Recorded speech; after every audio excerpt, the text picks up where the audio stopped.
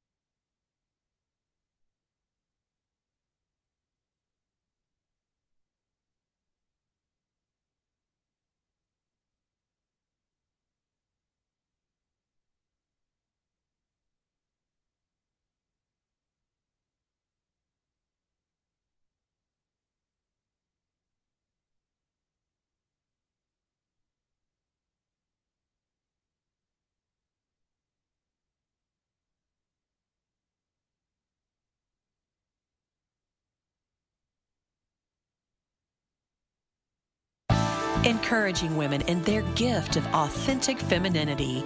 Here's more Women of Grace with Johnnette Williams. Well, welcome back, everyone, to Women of Grace Live. I am Johnnette Williams. Going to give you the number to call us today right here on our program. It is 833-288-EWTN. That's 833-288-3986. Pick up the phone. Give us a call here. Ryan Penny will take your question, comment, insight, inspiration, word of encouragement, float it right up to the board here, and we can address it. You can also join us out there on EWTN Radio's YouTube channel and Facebook page. We're there for you too. We're giving you a little wave because you can see us if you're out there. In addition to that, you can text EWTN. Text EWTN to 55000. We look forward to receiving your text messages as well. Joined here in studio by my husband, Jack Williams, starting off something a little new. Hopefully you'll like it. We'll find out, I'm thinking. And what it is Monthly Marriage Monday. And Jack is going to be my guest every Monday that is absolutely possible. And we're going to be talking a little bit about marriage. And calls are coming in already. And I do want to encourage you to call early, because what happens is they stack up and then the end of the program rolls around and we're not able to get to everybody. And it makes me so very sad. So Jack threw out like a springboard topic for you, if you want to call it that. Just a little teaser there to talk about the annulment process, etc. And why don't we talk about that for a moment there, Jack? Many people are in irregular marriages out there, and they might have misconceptions about what annulment is and what it isn't.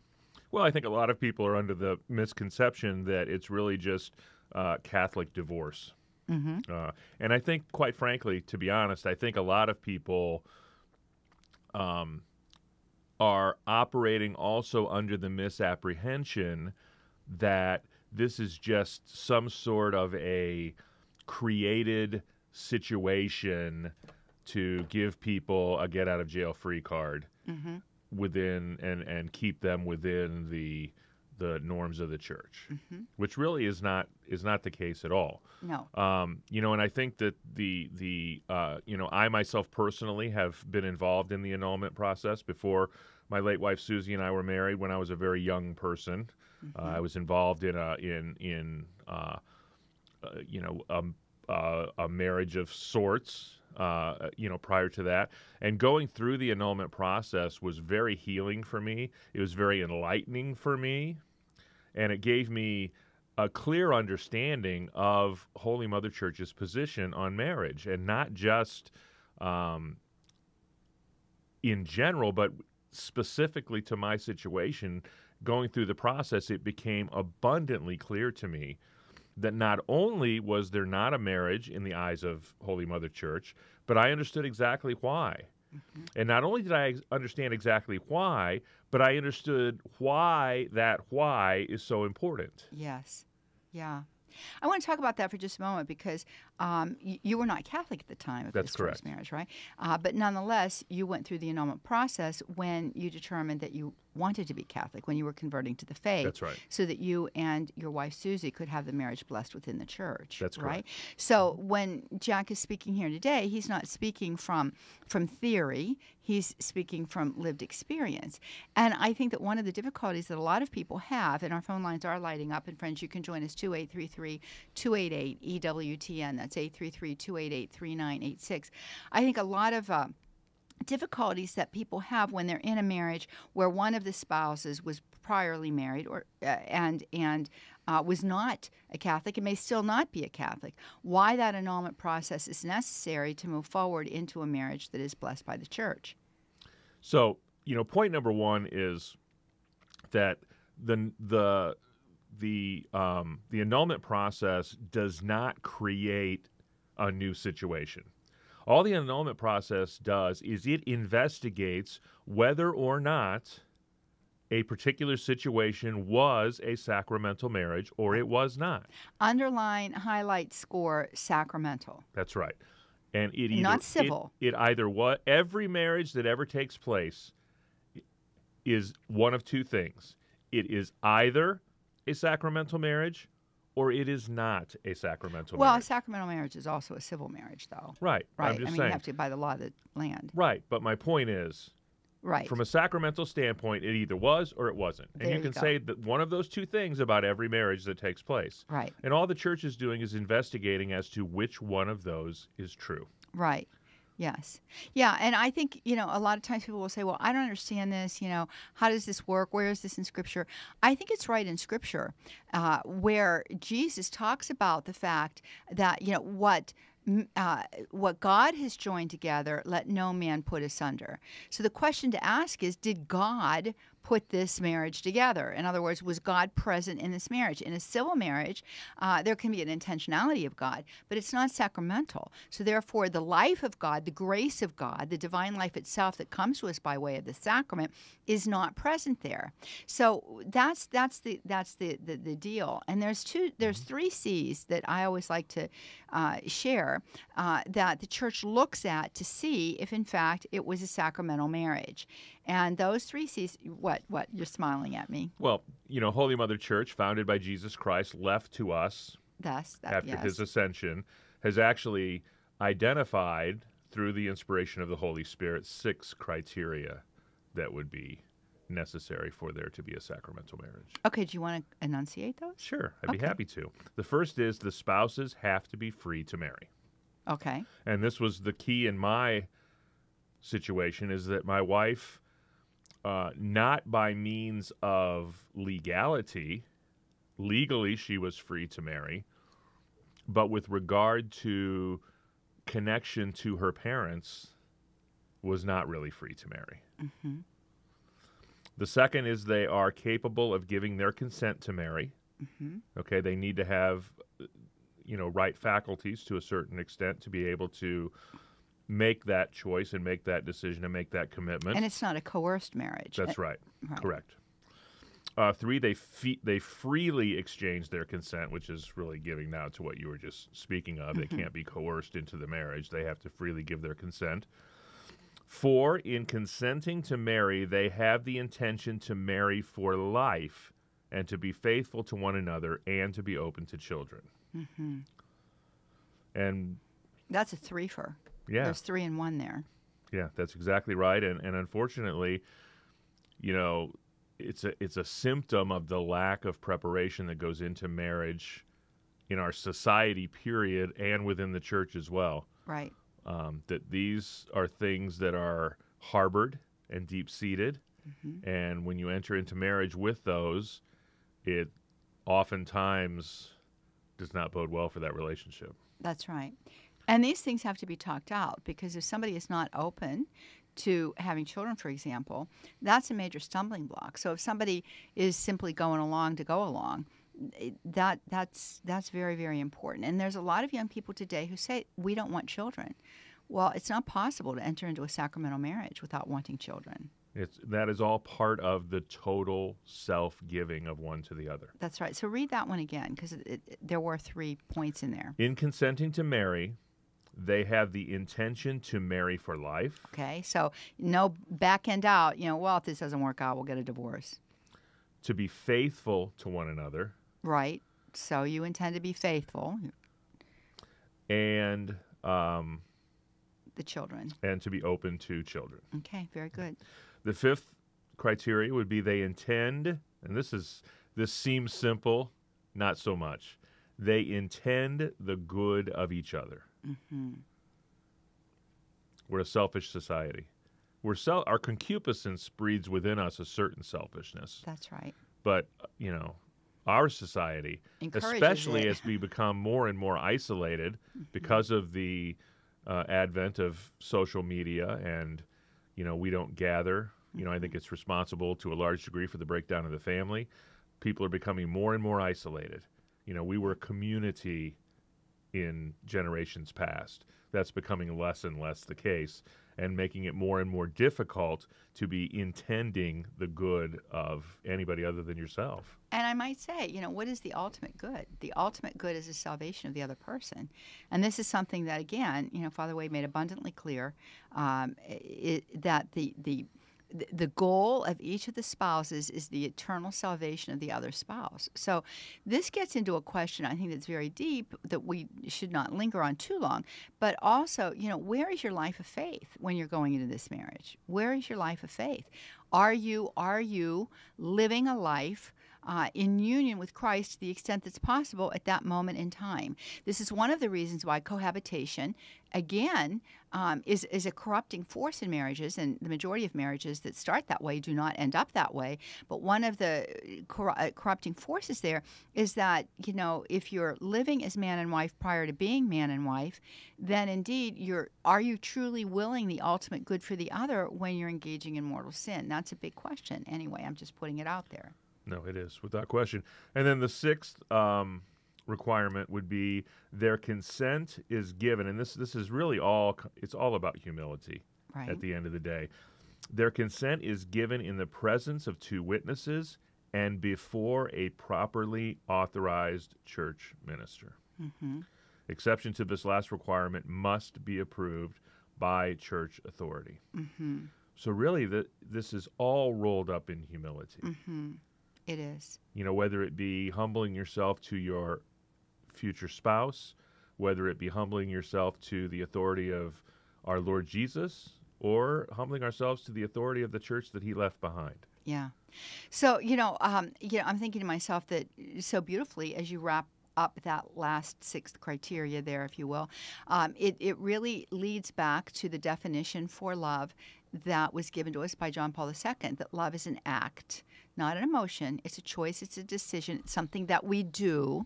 Love is an act of total self-donation. It's the gift of self totally, completely, and fully to the other. And so, therefore, all of those criteria fit into that. And that last one, the 3 C's that I always tease out, are consent, capacity, and canonical form. And they all fit neatly into that. But this is a much, I think, better perspective to take into what the discussion is about today. But we're talking about anything related to marriage today. This is just our topic that we're throwing out there. Well, and it's interesting that Anna Marie is watching on YouTube and talk about an act of total self-giving. Every morning she says, my husband says, honey, I'm sorry, thank you, and I love you. Oh, isn't that beautiful? And they've been married 28 years. Oh, isn't that beautiful? Yeah. And I just want to, there's something about what her husband does there that I think is really important. Oftentimes, unintentionally, we, wound, the person that we love. We wound our spouse just through a tone of voice or an offhand comment. And most of the time, these little things that occur, are not necessarily brought up for discussion. But the fact of the matter is, what a beautiful way to begin a day by saying, I'm sorry for anything that I've done to offend you, even if I didn't do it intentionally. I'm still sorry, right? And the other part of that is that when you know that you've offended somebody because they make you aware of it, or you say it and you say, oh, that was a really stupid thing to say, apologize immediately. Apologize immediately. That is very humbling, but also very healing. And you're healed, and your spouse is healed as well. I'm going to give you those numbers again, 833-288-EWTN. That's 833-288-3986. Easy breezy. And then Ryan Penny's there for you. If you want to go out and use EWTN Radio's Facebook page or YouTube channel, we encourage you to use the chat feature there for any of your questions like Anna Marie did, and Jeff Burson gets it. It comes up here, and you can text us to EWTN 55000. Well, let's take a call. We've got time before we go to our first break, so let's start off with that. Let's go to My Ann in Wall Township, New Jersey, EWTN app. She is My Ann. How are you, My Ann? I am well, thank you. Good. I am well, but now I have a conundrum because I was talking to Ryan when Jack made his proposed suggestion of a topic. Oh, okay. So now I want to talk about that because I have an annulment story in my past as well. Well, Ann, you can talk about anything you want to. You can ask both questions, talk about both things, whatever My Ann wants to do. Okay. All right. Well, since we're talking about annulment, my parents got an annulment after 32 years of marriage. And it was really, this was 25 or 30 years ago, and it was well before my reversion. So it really caused a problem for me with the Catholic Church because I was thinking, are you kidding me? 5 grown children, all the sacraments in the church, and da da da. Well, apparently, my father was an alcoholic. Okay. He did become sober towards the end. I guess when I was a teenager, so it was through some years of their marriage. Mm-hmm. But then they renewed their vows at their 25th wedding anniversary in the church while he was sober. But those were his grounds for annulment, that he was an alcoholic at the time of the marriage. And the church granted it to him. And my mother was so hurt. Someone told me that she could have contested it, but she didn't for whatever reason. So they I don't know how the annulment has changed in, 25, 30 years since that took place, but it really did cause me a problem with the Catholic Church for a while because I did not understand how they could have granted him an annulment. So. Well, I don't think that there's a time limit on, the condition of annulment because the reason for the annulment takes place at the beginning of the marriage. So I could see how there would be a reason for an annulment because of the alcoholism. But, he was impeded by that. Any kind of an addiction can be an impediment. It's not necessarily an impediment, but it can be. The renewal of the marriage vows at 25 years, though, perplexes me a little bit, given the fact that, that this was a long-standing marriage. And I don't really have an answer for you. I can commiserate with you, though. But, Jack, what do you say? That's why. Yeah, okay, Jack, that's a good question for you. How has it changed? Has it changed? I mean, has just the whole outlook or the mentality or the viewpoint of annulment changed over the past 25 or 30 years? In principle, I don't think that it really has. There have been, procedural changes, here and there. There was a time when everything had to go through the Vatican. I don't think that's that's the case any longer. But the process, and it should be known that someone doesn't just walk up to their parish priest or to their chancery or to their bishop and they say, I would like a declaration of nullity from this marriage, and here are my grounds. That's the language that we're used to in a civil society of divorce. But I'll give you a better idea of what that language should sound like in just a second. Yeah, we're going to go to a break, Ian. So hang on the phone for us if you would. And we invite all of you to give us a call, 833-288-EWTN, 833-288-3986. We're talking about marriage here on our monthly Marriage Monday. Jack Williams joining me on in studio here for this day. We invite you to pick up the phone. Call us 833-288-EWTN or get out there to EWTN Radio's YouTube channel and or Facebook page, and you can put your question there in the chat feature. We're going to be right with you on the other side of the break, inviting you to do what? Stay tuned.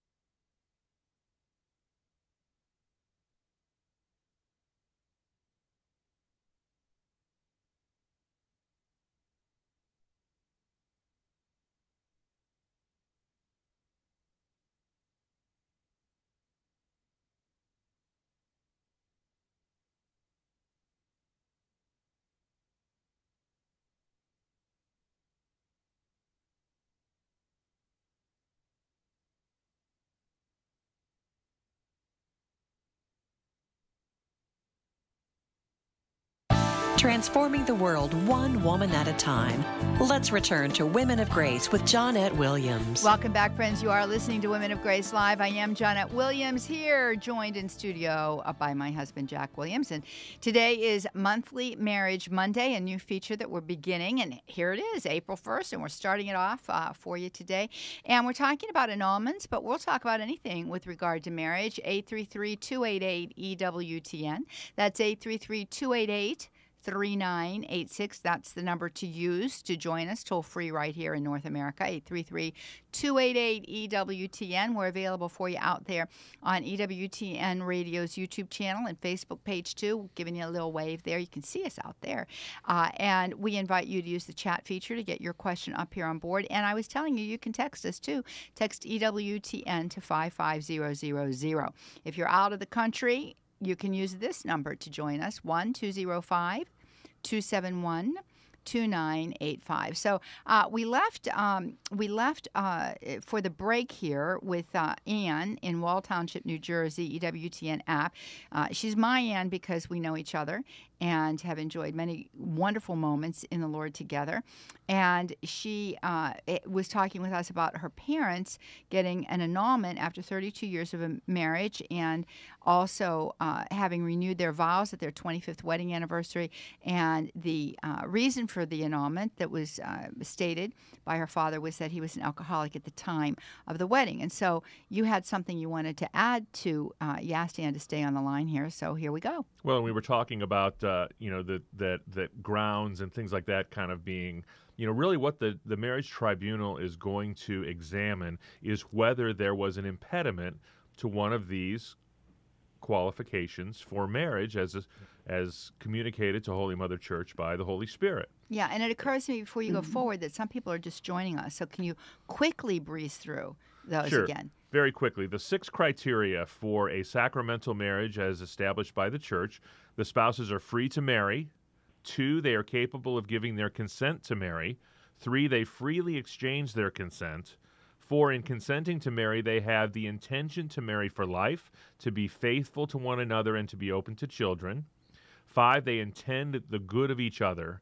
And 6, their consent is given in the presence of 2 witnesses and before a properly authorized church minister. So those are That's what makes a marriage a sacramental marriage. That's right. Those are the requirements for a sacramental marriage. And I know a lot of people I know, before I experienced the process myself, I didn't really understand how the whole process worked. But, the Church takes this very seriously. Right. And they're very serious about the business of finding out what the reality of this particular situation is. And most of the members of these tribunals most of them are priests. Mm-hmm. If they're not a priest, they're a canon lawyer. And sometimes deacons, would be deposed to these sorts of duties. But there is always a person who is assigned to the justice of the situation as to, why maybe there isn't a sacramental marriage here. Okay. There's another person who is assigned to defend the bond of that marriage. So all parties and all positions are fully represented during this process. And it obviously, I think, has become a more prominent situation simply because of what we see in our culture. The Church has followed down the road of where the culture has gone. And I think it's also a direct correlation to the absolute lack of solid preparation and the fact that we really don't, for the most part, you and I included in our previous marriages, do not discern this vocation or this situation. There's no discernment involved at all. And then when you have no discernment and poor marriage preparation or shallow marriage preparation, these are the situations that you're going to find yourself in. Yeah. Yeah. Well, and I just want to put it out there. Anthony and I were first marriages. Our marriage was a first marriage for both of us, and it lasted 33 years until his death. And oftentimes the church will also presume a marriage to be valid, even if there were grounds that were present there at the beginning. I'm not sure that we really had any of those grounds, the criteria that you mentioned there. But I will say that we were not properly formed whatsoever. We had good. I had a good example. Because my parents were married for over 60-some years at the time of my mother's death, 68 years, as a matter of fact. But we didn't have any preparation for the sacrament itself inside of the construct of the church. We didn't even have to go and do a weekend, much less anything else. We just showed up, said we wanted to get married, and we applied for the marriage license and booked a date at the church, and off we went. And we struggled through our early years of marriage, but we made it work. But you are correct, yeah. So go ahead, Ann. I just have this actually ties into why I had originally called. This is more theoretical because I don't see myself. I am not. I have no intentions of following this route. But I mentioned my reversion, which started about 10 years ago. Okay, and I've been growing. I've been growing in the faith and really, being called closer and closer to the Lord. I've mentioned to Ryan that I'm taking the Live Like a Catholic webinar with Sue Brinkman. And it's wonderful. Yeah, she's very good. And as I'm reading it and learning more about it, I'm seeing myself. I was going through this and I didn't even know it, because I was really just not a enlightened Catholic. But anyway, I have just, I've been moving farther and farther along, and I really feel like I'm ready. The Lord is calling me to come even closer. And the problem is that my husband is not coming with me at all. Mm-hmm. So, and I have no intention of ending my marriage or leaving my husband. I love my husband, and he's in God's hands. And I pray for him daily, and, that he will hear God's voice and answer. But I just think he doesn't want to change his life. Now, as I'm feeling like called more and more, it's really coming to the point where socially, just this past weekend, we went out to dinner with neighbor friends that we've lived in our home for 20 years. We're all very close friends, but we all go out.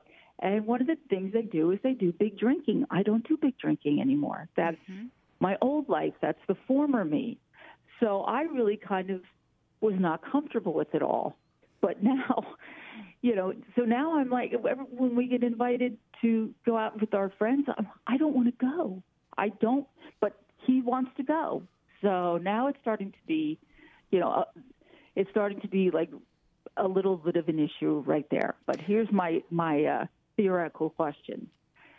If I was to feel myself being called, further and further towards the Lord, and my husband does not come with me whatsoever, and then it started to be where it was just, our marriage was just not even a marriage anymore because of it, would there be grounds for me to get an annulment because of a reversion?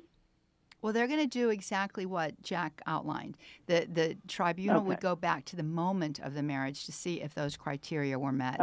Okay. So it's not what and this is hard for people because oftentimes, there's infidelity that happens after the marriage, and people will want to say, well, he was unfaithful or she was unfaithful. But that doesn't nullify a marriage. It's a trial that the marriage has to go through. The graces of the sacrament can help to heal it. But I do want to say this to you, and then we're going to move on. But Ann, you're telling my story. Exactly. That's exactly what I was thinking when she was talking. Yeah, you're telling my story because that's exactly what happened. I alluded to the fact that we had difficulties in our early years of marriage, and everything was fine in our early years of marriage as long as we were leading the same decadent life that we had been leading prior to our marriage.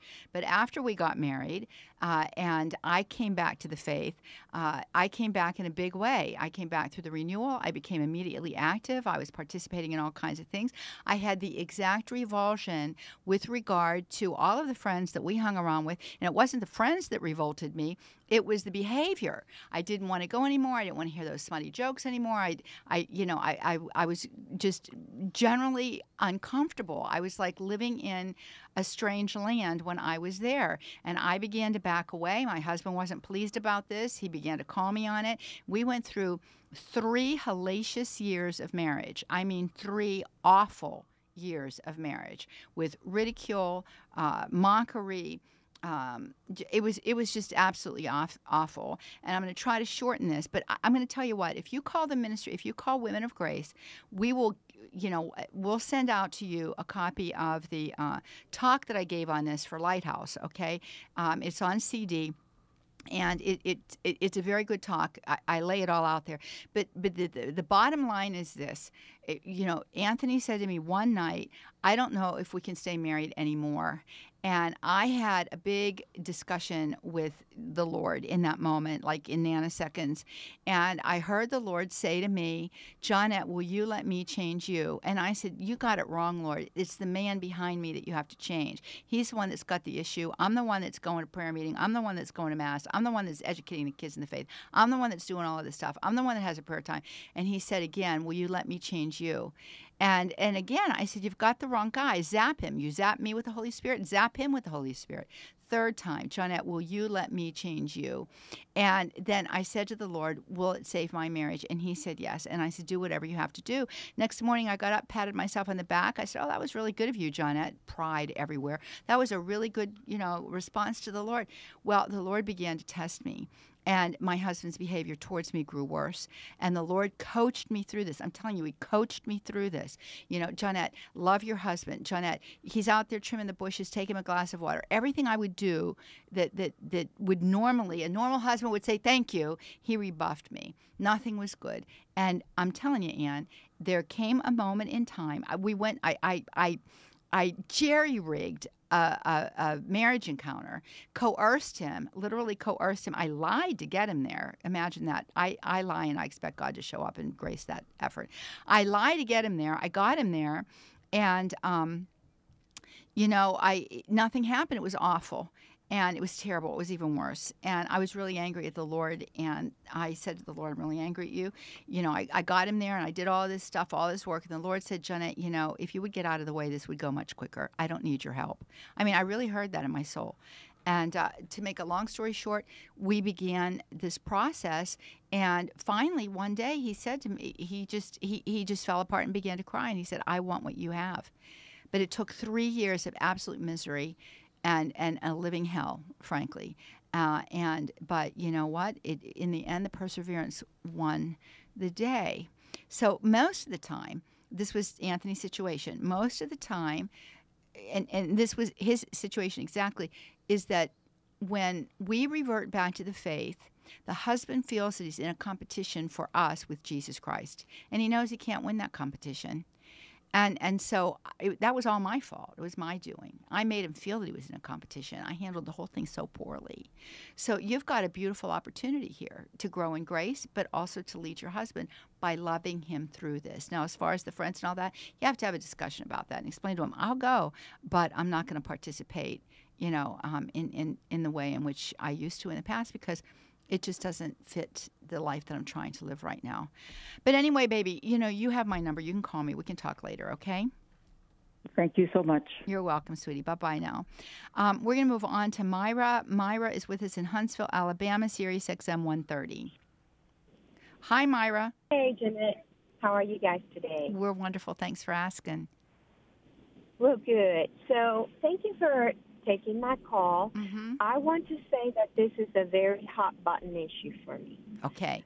And the reason I say that is because it seems to me that there are way too many annulments granted in the church in the United States. Uh-huh. I would like somebody to tell me what percentage of the annulments that the people that seek an annulment actually get denied, because I haven't met a single Catholic to whom that has happened. I'm not saying they're out there, but I'm saying it's probably a very small minority. The issue that I have with this, and it was very interesting listening to your story, because it's going to make the point I'm about to make. The issue that I have with that is that love is a heroic thing. I have been married 37 years, and by the grace of God. And we didn't start our marriage with a great preparation. As a matter of fact, we didn't have pretty much anything. But obviously, 37 years, you go through a lot, up and down. And I have a wonderful husband and a wonderful marriage. but by golly, there has been so many prayers going up for that marriage on my end, on his end. And, you know, when we look at the life of the saints who should be our models, you have St. Monica, you have St. Rita of Cassia. Cassia. Right. Yes, you have so many saints who heroically love their husbands. And I think it is so easy to go to the tribunal and say, oh, you know what, I think I have grounds for divorce. You know, if you look hard enough, I think that you can find grounds for divorce or for annulment. You're correct, in a lot of marriages, okay, if you look hard enough. Right. So, Myra, I think that we get... all I was going to say is I think that we've got the gist of your question. So let's issue a response to you on it. And so, Jack, you know, I think that Myra brings up a very good point here. No, she does. There's no question about it. And I think that what she described, especially in the latter comments that she made there, that you can look at most marriages today and find some sort of an impediment, I think she's absolutely right. I think so. And I think that's the answer to her question. That's why there are so many annulments granted, because we do such a horrible job of preparing the faithful for marriage that they're not prepared when they attempt to enter into the sacrament. Yeah, and Myra, and I want to say this. I absolutely agree with you. There are heroic saints that we can look at that were able to persevere through. That's why they're saints. Right. Well, that's exactly right. Because heroic virtue was shown there, but. In light of today's situations, and I'm not saying that our situations today are any different than what these great saints of the past experienced, and we can find those stories even in more contemporary times, like Elizabeth LeSueur and others, whose witness to staying in a marriage leads to actually the salvation of their spouses' souls. But I want to say this about that. I once asked this very question of a priest many years ago when we did a program on annulments on television. And what he said to me is he's surprised that there aren't more. We live in a day and time where, number one, the example of a good marriage is not readily available. It just isn't. When you look at the number of individuals that are divorced with or without an annulment, when you look at the number of individuals that are divorced, we see that marriage has been under attack in a very long time. Secondly, that breaks the social integrity that's supposed to happen within the development of a human person. So children are being raised in single-family households. Not only don't they have an example, but they also live in a household that, by its very nature, is more prone to dysfunctions occurring because of the situation. So they grow up with wounds of the heart and a distorted vision that breed some of these very criteria being unable to be met. Their capacity, for example, their interior reality of their life can sometimes be the very thing that would undo their ability to commit fully because they're so compromised by these wounds. Third of all, we live in a day and time where the entirety of the social structure around us, not just the fact that there are all of these divorces, but in addition to that, the culture itself working and mitigating against marriage is so intense and so great through all forms of media that never existed in the past. The other thing, we live in a very mobile society, so the very family that is there to try to support a marriage that's having problems is nowhere nearby. And many times people don't want to share the intimate parts of their marriage with people that are friends or strangers. So all of these things are very different than existed in past generations. I am not for any annulment that isn't true and isn't real. And anybody can lie on these papers, but they're going to answer to God for that, right? That's right. And as you stated, Jack, I mean, it's a grueling process that has gone through. Am I correct? Well, it is. There are questions that are given to you that help you walk through a narrative of the situation, and mine was upwards of 30 pages. Yeah. There when you I go. was finished. So it's very, very intense. Can we quickly? Yeah, quickly. I want to answer a couple of these questions on social media. Go right ahead. Teresa is on Facebook, and she says, "Good morning. I divorced my husband. He has since passed. Do I still need an annulment? I never remarried." Well, really, all you would need to do is provide proof of his death, because the marriage ends at the death of one of those spouses. There's here no on marriage Earth. in heaven. That's right. And then Susan, watching on Facebook, says, if the Catholic Church does not recognize a marriage outside of the church, why do they need to annul it? Well, first of all, they wouldn't annul it per se. They would merely make a declaration of nullity if they thought that that was not the case. If you purport to be married under any circumstances, Holy Mother Church is going to take your word for it that you are married.